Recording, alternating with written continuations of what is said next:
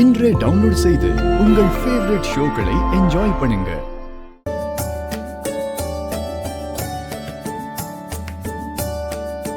Madam, என்ன diagram வரைய சொன்னா நீங்க தான் வளையறீங்க, ஆனா கோடு வளையலையே.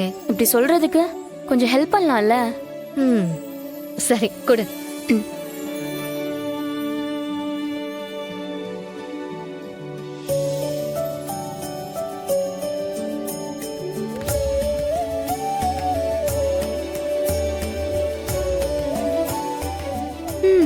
அடடா அண்ணி, டயக்ராமே இவ்ளோ அழகா வரையறீங்களே.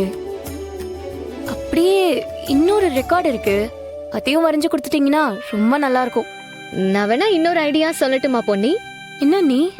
உன் ஹால் டிக்கெட்ல உன் போட்டோவை தூக்கிட்டு என் போட்டோவை ஒட்டி வச்சிரு. ஆ, உனக்கு பதிலா நானே போய் எக்ஸாம் எழுதிடுறேன். ஆமால. ஆமாவா? அப்படி போட்டணும். இந்த ஒரு டயக்ராம் மட்டும்தான் வரைஞ்சு கொடுப்பேன், மத்தத நீ தான் வரையணும். ஐலி, பொன்னியே திட்டிட்டு இருக்க? அது ஒன்றும் இல்லைண்ணே, எனக்கு டயக்ராம் வரைய வரல, அதனால அண்ணி எனக்கு ஹெல்ப் பண்றாங்க.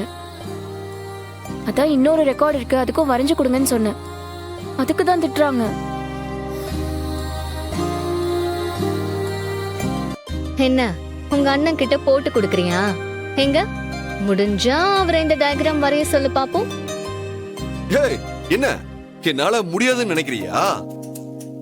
ஏன், நான் ஸ்கூல் காலேஜ் எல்லாம் படிக்கும் போது வரைஞ்சதே இல்லையா? அப்படியா? எங்க இந்த டயக்ராம வரைங்க பாப்போம்.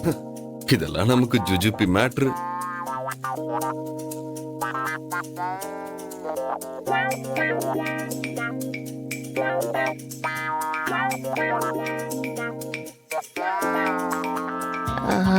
என்ன பொன்னி, உங்க அண்ணன் கண்ணாலேயே ஸ்கேன் பண்றாரு.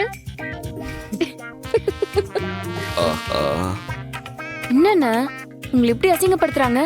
நீங்க அமைதியா இருக்கீங்க. இதோ பாரு, இப்ப எப்படி வரையறன்னு மட்டும் பாரு. ஐலி, பாத்துக்கோ. பொன்னி, கை அடிப்படுறதுனால எனக்கு வலிக்குது, இல்லனா இதெல்லாம் எனக்கு ஜுஜுப்பி.